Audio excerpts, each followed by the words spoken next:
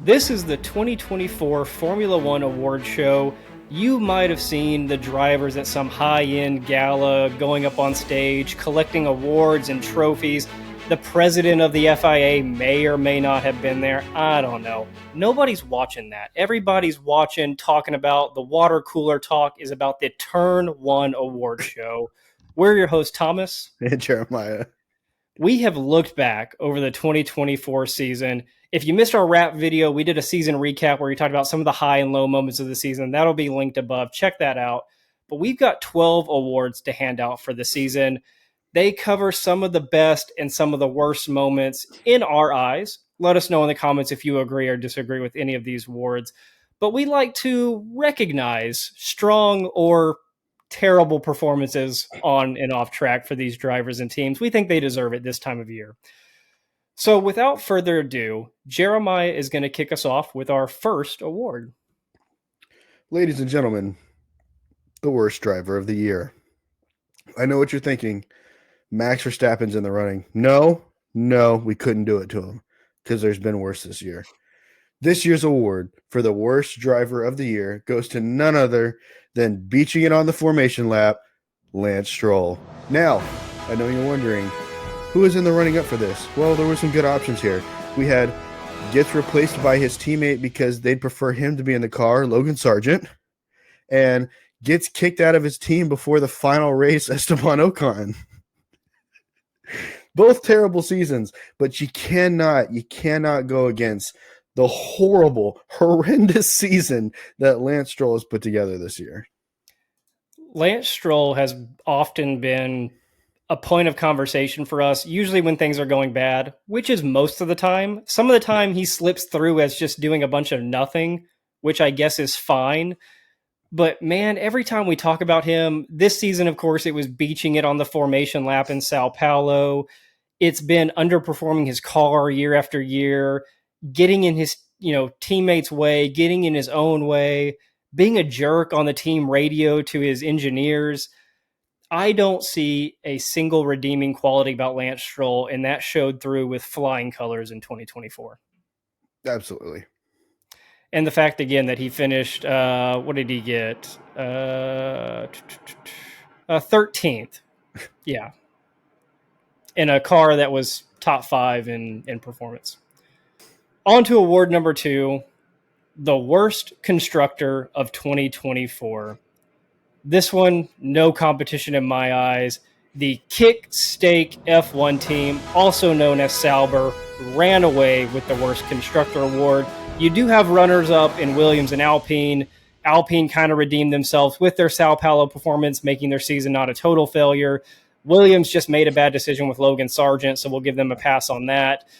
But Kick, they started the year, I think 3 of the first 4 races, both drivers recorded 30-plus second pit stops in 3 races. Yeah, it was hard to watch. Kick Sauber didn't show us nearly anything for the entirety of the season, which is terrible, especially whenever you consider the fact that they had Valtteri Bottas, who's typically pretty consistent. Even in a horrible car, he can still somewhat do something like we've seen in the Alfa Romeo before. It was bad. It was really bad from Kick Sauber this year.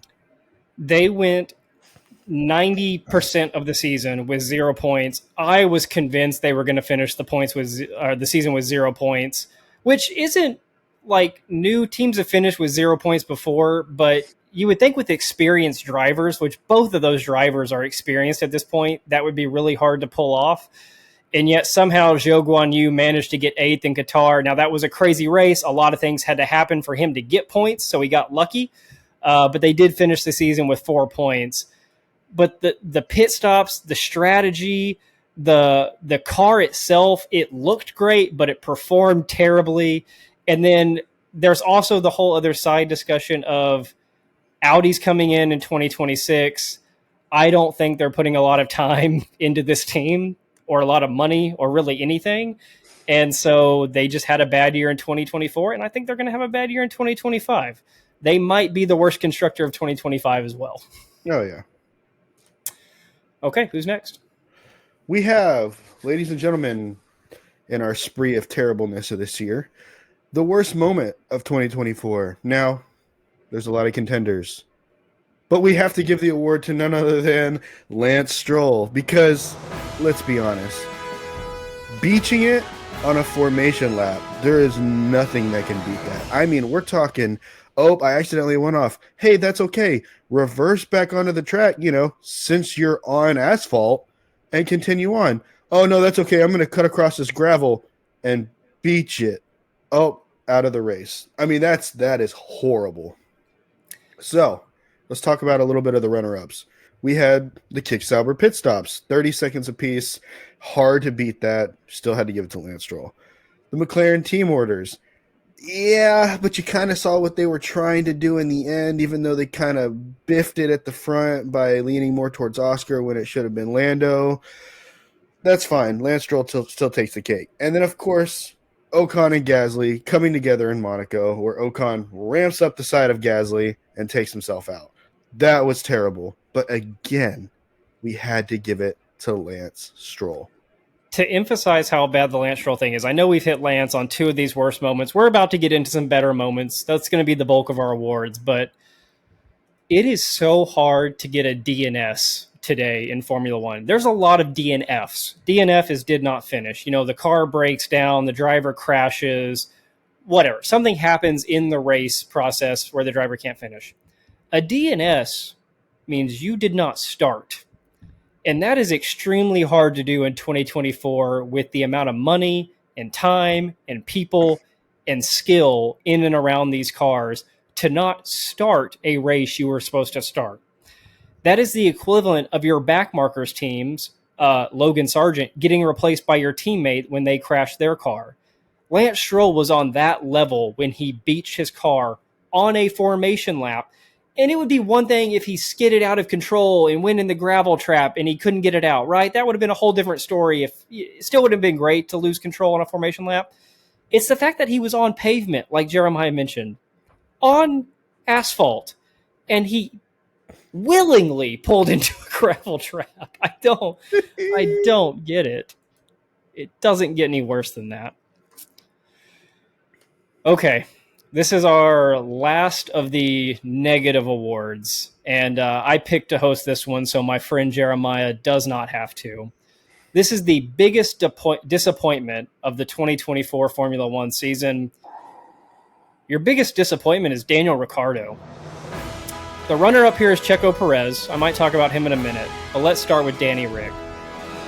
Daniel Ricciardo came into the season with the RB team, paired up with Yuki Tsunoda, fully poised to be able to take the Red Bull number 2 seat if things went his way this year. And things did not go his way. He consistently finished below Yuki, like almost every single time finished below Yuki, retired in 2 races. He only got points in 3 races out of the 16 or so that he raced. They got to where did he get to? To Singapore right before the U.S. Grand Prix in Coda, and they pulled the plug on Danny Rick's time at RB, and they said, "Hey, you just don't have it anymore, kid." And this is the same season where Red Bull brings Daniel Ricciardo to their testing facility in the UK. They have him drive one of the Red Bull cars. He sets some good lap times. Again, he's fully ready to go be Max's teammate again. And he just can't get it done. And that's why he's the biggest disappointment. He has the best fans in Formula One. He has all the followers, all the attention. His face was everywhere at the United States Grand Prix. I cannot stress this enough. He was on every single piece of advertising at the United States Grand Prix wearing a cowboy hat and boots. And he wasn't even on the grid. And that left me disappointed, as I'm sure it left you. I don't want to talk about it, man. Talk about it. We've done this before. I'm making you talk. It was there, man. It was there. The potential was there. The story that could have been written. I mean, imagine the kid returns home and he's the only driver to ever be able to compete with Max in that Red Bull successfully. The story was there to be written, and it just didn't happen, man. And the fact that Red Bull decided to go with Liam, I think, says a lot about what they thought of Yuki. They were never going to move Yuki up. It was going to be Danny or Liam, and that really shows me that Daniel Ricciardo just blew his chance to go back to Red Bull. Yeah. The fact that they didn't move Yuki up after Yuki outperformed Daniel Ricciardo all season said a lot. Yeah, let's just go to the next award. I'll touch real quick on the runner-up, which was Checo. I think everybody saw that as a disappointment, but we've also kind of seen Checo falling off since the middle of last year. So ultimately, not a lot lost. And of course, now he's just out of the seat. So, it was disappointing, but not the big blow that the Daniel Ricciardo fan base had. Yeah, I feel like it was foreshadowing in previous years. So, I mean, we saw it coming. All right, now you can get on to some positive stuff. Thank you. We're going to go with most improved. I have to give this award to my guys, Haas. Now, a lot of people didn't know what was going to happen this year because they got rid of Gunther Steiner and they brought in Io Komatsu. Crazy turnaround as Io Komatsu then takes Kevin Magnussen and Nico Hulkenberg and climbs to the front. Should have been a 6th place finish, but instead was a 7th place finish because Alpine just got lucky, in my opinion. But whatever, that's not what we're here to argue about. Anyway, you got to give it to the Haas boys. What a great performance. Most improved by far. We'll give you some runner-ups. McLaren being number 1 as the runner-ups. And the reason why McLaren didn't win is because we saw foreshadowing of last year of their greatness on the rise nearing the end of the season, whereas Haas just was not showing that at all. Most improved also was going to go to Charles Leclerc, who had a great comeback season this year, and everything looked really good for him. But again, when you're measuring it up to the recovery of Haas from the previous season under Gunther Steiner to Io Komatsu's first year in command, you got to give it to them. They did a heck of a job this year. Yeah, so looking back, 2023, Haas finished the year in 2023 dead last, 10th place with 12 points. They were the bottom of the barrel. Even Alfa Romeo, as it was back in 2023, finished with 16 points, AlphaTauri with 25, Williams with 28. So they were dead last. There was no ifs, ands, or buts about it. They were kind of close to Alfa Romeo, but even then, 4 points down there at the bottom is a lot of points when you're talking about those teams. To go to 2024, finishing in 7th with 58 points. You jump from 12 points to 58 points is pretty good in one season. If you're somebody that's new to Formula One, you're only watching the front runners, this means a lot to those backmarker teams. There's financial implications to this. There's sponsor implications to this. There's your ability to sign and retain driver implications to this.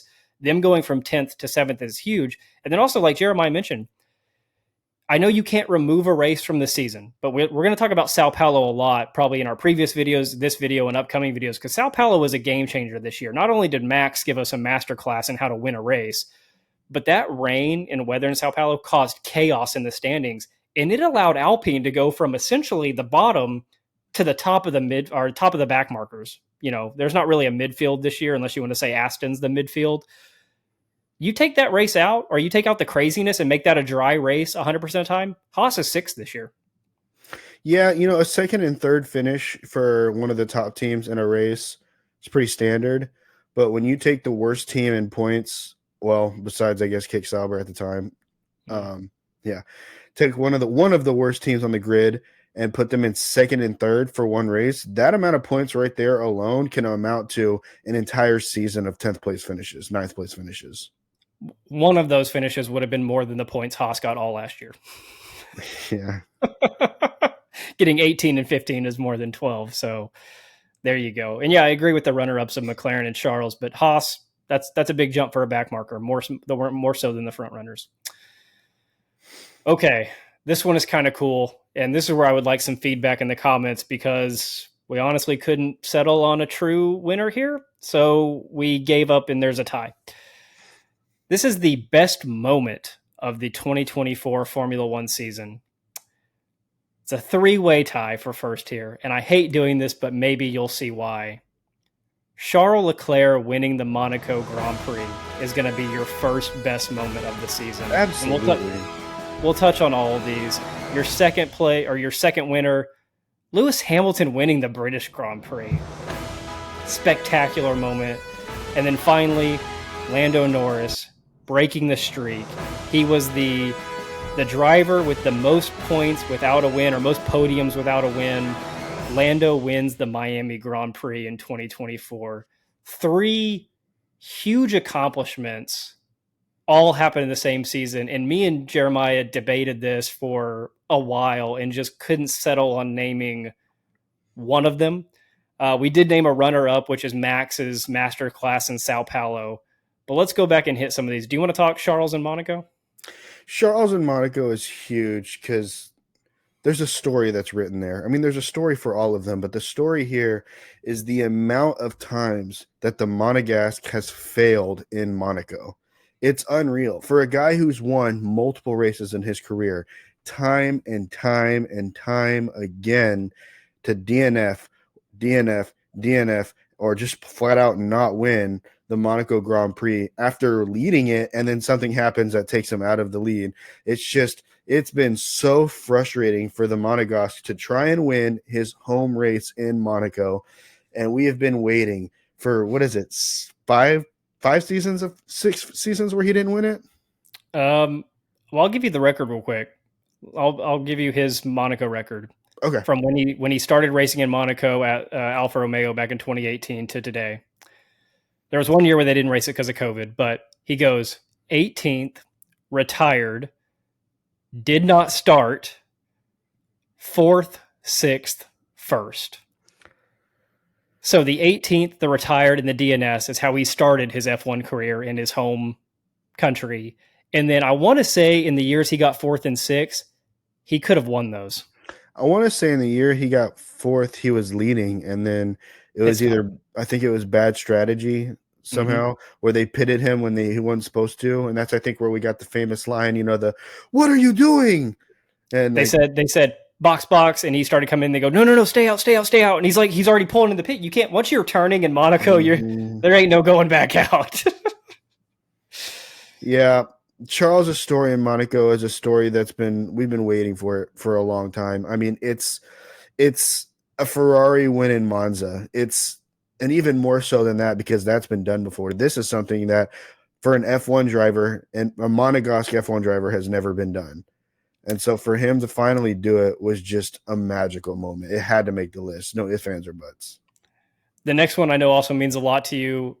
Lewis Hamilton goes to the British Grand Prix, which is in Silverstone. Obviously, Lewis Hamilton is from England. He's a native there. And so obviously winning your home race is always big, regardless of if you're a 7-time champion or whatever. It's always special. This one meant more because it had been over 3 years since Lewis had won a race. 2 years? No, it was 900 plus days. Yeah, it was his 3rd year. It was almost 1,000 days without the 7-time champion Lewis Hamilton recording a win in Formula One, and to do it at Silverstone, break that streak, much like Charles broke his at Monaco, much like Lando broke his, it just meant a lot. And then 2 weeks later, he wins Belgium on a technicality because George technically cheated, but still, it almost like gave him a new life to his career, especially now as he goes to the Ferrari team. If he didn't get wins this year, I don't know if anybody's hopeful for his run at Ferrari, but now you're thinking he could win possibly next year. Dude, the energy of that race, the tears, the lap holding the British flag from the outside of the car as he goes around the track. I mean, there was so much passion behind that win. There was no way we could have taken that out of the list. There's no chance. And then the last one, of course, was Lando, who has been in Formula One for 7 years now or so? 6? Don't hate me. This was his 7th year racing in Formula. 6th full-time year racing in Formula One.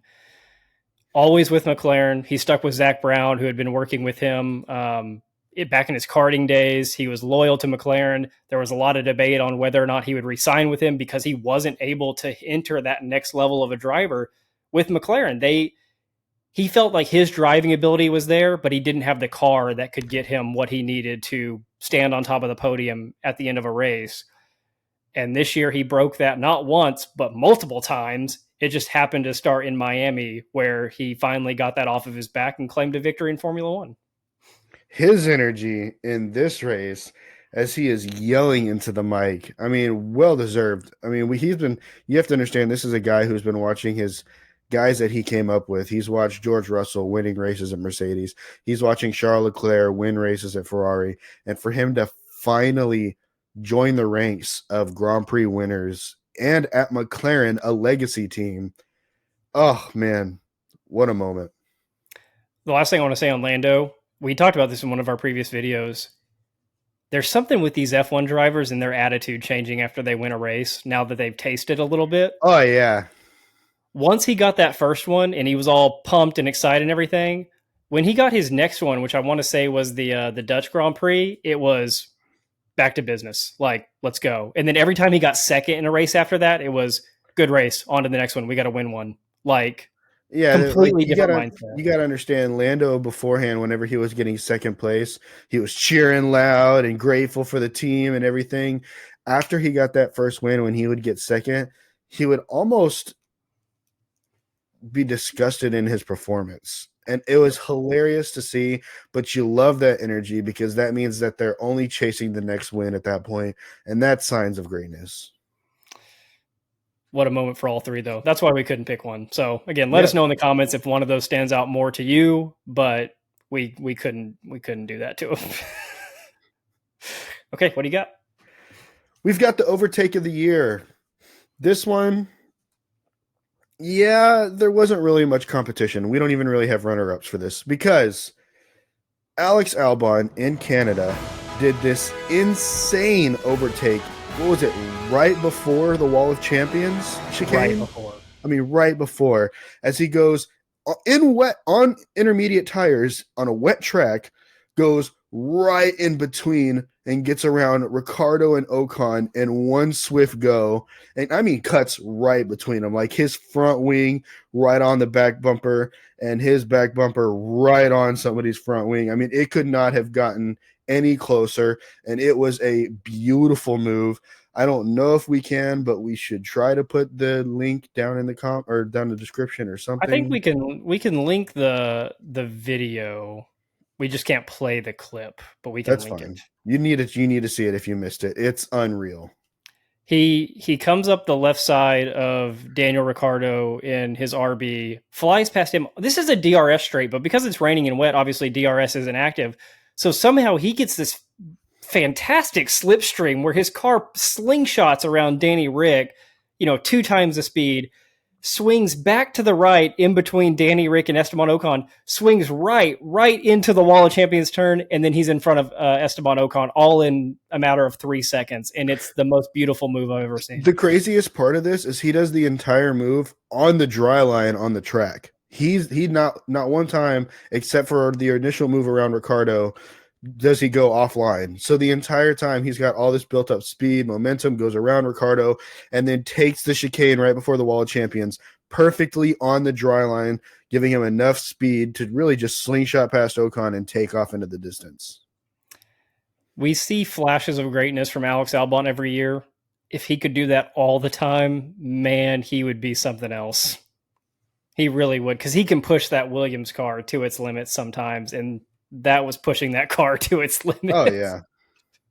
Like, that's a move a Red Bull should be doing on an RB and an Alpine, not a Williams car. Okay. This one we had a little bit trouble naming, but this is our Future Talent Award, or the Rising Star Award. Somebody that's an up-and-comer in the sport. We're going to give that award to Ollie Behrman. He showed flashes of greatness this year in the 3 races that he ran. I think was his total. So he gets his first go back in Jeddah, which if you've watched our show for a little bit, you know that Jeddah, Saudi Arabia, is my favorite race. It's the race where if you're watching clips on TikTok or YouTube or whatever, it's the fastest quick cutting camera angles of drivers going past walls with just millimeters between their tires and the walls. the entire race. It's an hour and a half of you're sitting on the edge of your seats with these guys hugging the walls and the curbs. Ollie Behrman goes out there in a Ferrari, filling in for Carlos Sainz, who had like an appendicitis or something like that. And he gets 7th. That kid, his first time in a Formula One race at full speed in a Ferrari, which is powerful, not the most powerful this year, but it's a top 3 car in 2024, gets a top 10 finish. That is outstanding. Absolutely incredible. And the best part about that is, if I know you're probably going to move on to the other races that he did, he also gets points in a Haas filling in for Kevin Magnussen, which points in another car, yes. Points in a backmarker car, not so much. That was a crazy race by him. I loved it. I loved every second of it. Now, he had another chance with the Haas to get points, wasn't quite able to get the job done that go around.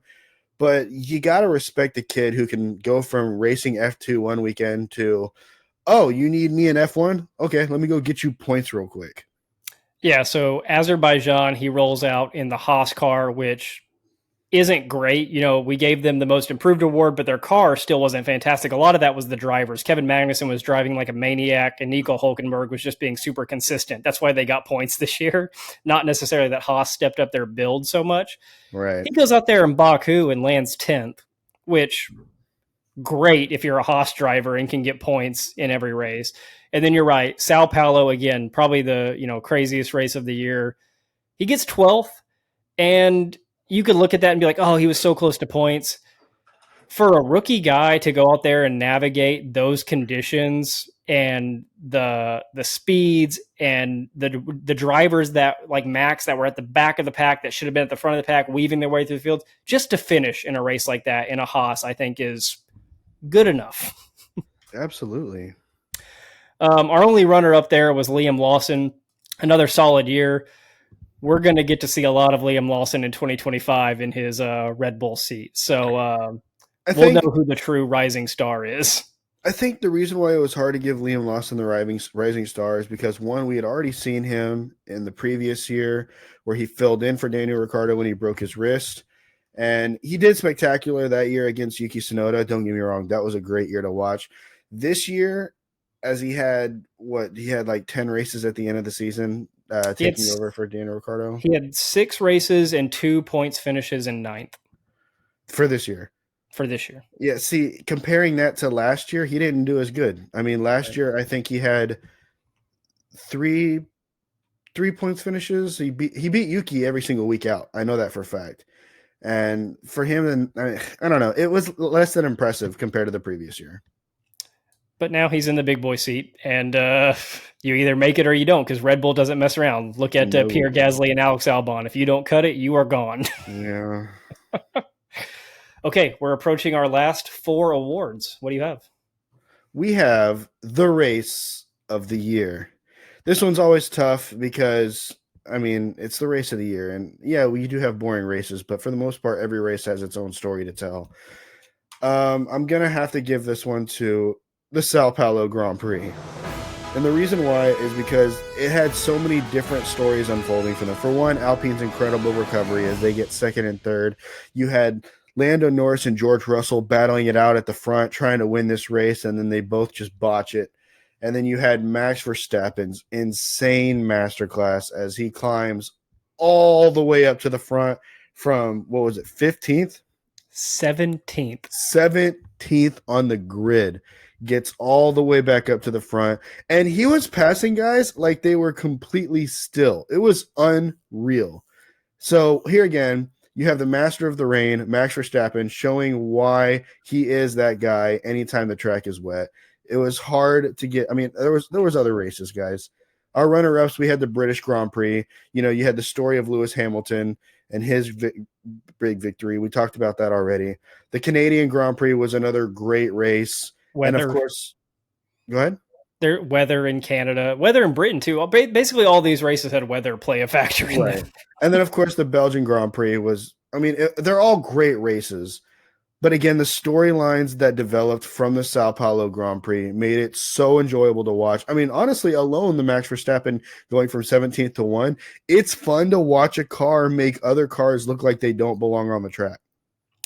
And then Alpine, who we rag on a lot, but they pulled out a great result in Sao Paulo, and I'm not going to say it saved their season, but it brought them from a ninth at the time, one step above Kick to ultimately where they finished. And Esteban Ocon went from fourth to second. I don't exactly remember how he qualified fourth, but great for him. But Pierre Gasly went from 13th to third. That's a good day. Yeah, absolutely. I mean, it's not Max Verstappen going 17th to first, but if any other race, if a driver goes from 13th to third, they're driver of the day. Oh, easily. It's just that he does it when Max goes from 17th to first. Yeah, well. we love the chaos. We've always talked about that. The rain, the weather, the excitement that brings, the chaos it throws into strategy. Do you stay on inters? Do you have a dry line where you can put on the dry tires? Oh, is the rain picking up and you've got to switch to wets? And then you pair that with Sao Paulo having its insane speed going around turns. And then that whole sector 2 where it's just looping in and out of itself. It gives chances for chaos. And that is why it was the race of the year. Okay. 2024 Formula One Constructor of the Year. It had to be Team Papaya. Give me McLaren as Constructor of the Year. Your runner-up there is going to be Ferrari. But looking at McLaren, we gave them the runner-up spot for Most Improved, partly because I thought that they should be awarded, Constructor of the Year. Look back at their 2023 season. McLaren finishes fourth. They had 302 points. It was a good season, not great. They struggled a little bit, but they excelled the back half of the year in 2023. They showed that they could upgrade a car, bring improvements. They showed that Lando and Oscar could drive. You flip ahead to 2024, those two as a team, not that they outright dominated Red Bull or Ferrari from wire to wire, start to finish of the season, McLaren was the best team this year. It was up for grabs who would win the constructors. It was up for grabs who would win the drivers. But when it mattered most, McLaren team, Oscar and Lando got the results and got the points, and they finished first with 666 points. They more than doubled their points from 2023. They matched and improved on the upgrades of other teams. When other teams like Ferrari and Mercedes rolled out upgrades that worked, McLaren had upgrades that worked. When Red Bull failed to deliver upgrades to Max and Checo was also underperforming, they took advantage of that. That's when Lando and Oscar started winning races. I was thoroughly impressed with how they navigated 2024. We're talking about a team that hasn't won the Constructors since 1998 under David Coulthard and Mika Hakkinen. This team, always in the fight. I mean, multiple second-place finishes, multiple third-place finishes, had a massive drop-off in really, I want to say the turbo hybrid era. I mean, right before it as well. But 2013, they get fifth. 2014, they get fifth, and then they drop down to ninth and sixth and ninth and sixth. And finally, they dug their way back up to now in 2024, claiming that World Constructors Championship. I mean, the story was there. The drivers were there. I mean, they were primed and ready for this position, and nobody was going to take it away from them. Halfway through the 2023 season, I was calling for Zach Brown to be fired. They weren't doing well with what they had. They had two of the best drivers. They have some of the most money. They have the best facilities or some of the best facilities. And then they flipped a switch and went into high gear in 2023. They carried that into 2024. And they didn't run away with it. They beat Ferrari by 14 some odd points, but it was a great year. And based on our predictions, which we'll link in this video as well, I've got McLaren doing very well in 2025. Jeremiah doesn't seem to think so. He's a little bit more of a Scuderia fan these days. It was the way too early predictions. Let's see how Bahrain testing goes. I could be wrong, and I'm allowed to change my opinion. Bite me. They're going to turn into Ferrari of like 4 years ago where they overpower their car and it just starts blowing up on track. Halfway through every race, they just got to park it because it's on fire again. Carlos Sainz, no. It's rolling down the hill on him and he's got to stop it. Okay, two more. Driver of the year. I know what you're thinking. We've been bagging on Lance Stroll, but the guy finally deserves a little bit of credit. So we're going to go with Max Verstappen on this one. Max Verstappen clearly outraced his car in the back half of the season, deserves every bit of this driver of the year. He had the car in the first half of the season. We saw that as he ran away with a bunch of the races. But as the competition picked up, we saw Lando Norris winning races. We saw Oscar Piastri winning races. We saw Mercedes winning races. We saw Ferraris winning races. We had, 6 different race winners this year? I think 6 it or was. 7. No, it's 7, I think. I think it's 7. Yeah. 7 different race winners this year. And as the pressure started to pick up on Max Verstappen, he took it to the next level, outraced his car since he no longer had the fastest car on the grid, still got the job done, held on to the championship, and took it home for Red Bull. By far, deserves driver of the year. We'll talk about some of the runner-up. Oh, go ahead. Go ahead. I was just going to say, it's not that he won the Drivers' Championship. Similar to McLaren, it's not that they won the Constructors, it's how they did what needed to be done when it mattered the most. McLaren got the points that they needed over Ferrari and Red Bull and Mercedes when they needed to. Max struggled in the middle of this year a lot. They gave Max upgrades that made his car worse. Yeah. They flat out admitted that they messed up several of their upgrade packages and had to revert back to old builds. They had to make new parts. And when Max started to get very close to Lando in the driver's standings, we were like, man, we did a video predicting who's going to win. We thought, maybe even both Charles and Lando would pass Max in the driver's standings. We weren't sure. Max says, no, you forget. I am still the best driver in the world, and proceeds to start winning races again, start getting podiums again. His car didn't get any better. They really didn't fix the car. No. He just did what had to be done. And that's just it, why Max is the best driver, the one out there. I mean, he's the kind of guy that can take a car, like you said, that's not performing better than the McLaren, and honestly not even performing better than the Ferrari, and still get the job done and win races, or at least finish high enough on the podium that the point total, they couldn't catch him from what he did in the first half of the season. We'll talk about some of the runner-ups. Obviously, Lando Norris is the first runner-up. He had his first win of the season, tallied more to that, brought the fight to Max Verstappen, but the fight at the end, that's what matters. When you have the better car, you have to be able to lock things down. And Lando was not able to lock things down in the back half of the season in comparison to what Max Verstappen was able to do. And that's why this award had to go to Max. We'll give another runner-up to Charles Leclerc, who had a great season, a great comeback season from last year. He won 2 races this year. He won Monaco, his home Grand Prix. He won he won Monza, Italy's Grand Prix, and Ferrari's Grand Prix. So all in all, he won his team's 2 most important Grand Prix. Great season for him. Great story for him, but it still doesn't measure up.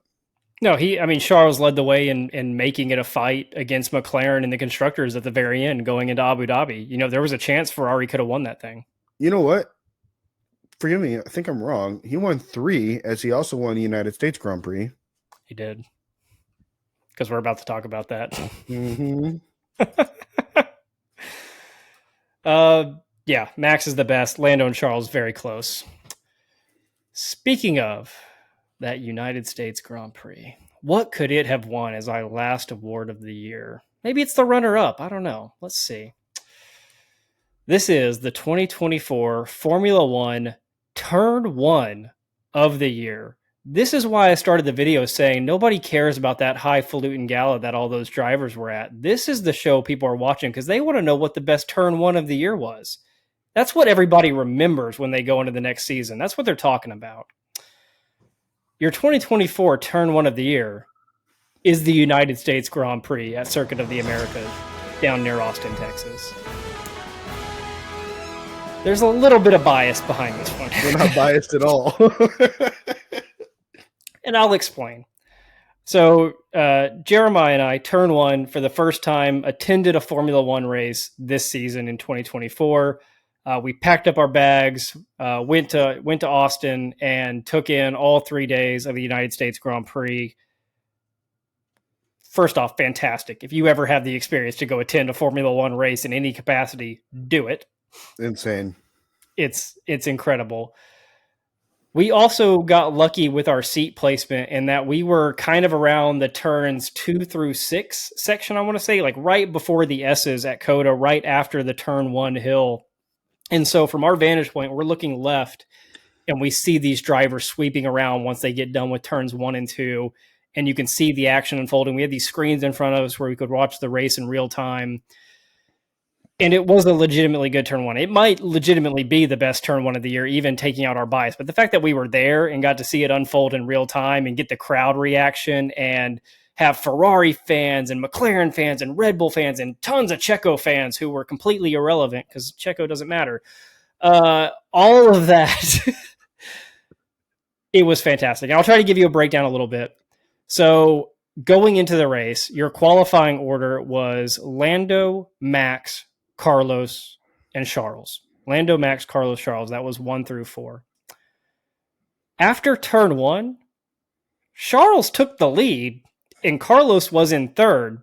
Charles got around all of them, and Carlos got past Norris and Verstappen a little bit later. They ran away with it after that. And me and you talked about this. How does the United States Grand Prix look if the Ferrari drivers don't make those moves at turn 1? If Charles doesn't jump up to the lead, if Carlos doesn't make a pass here or there, they finished the race 1-2, Charles and Carlos. Are they stuck behind Red Bull and McLaren fighting it out for 1 and 2 all day? Do they get 3rd and 4th in that race? Do they have to make a last-second push or a strategy change? I don't know.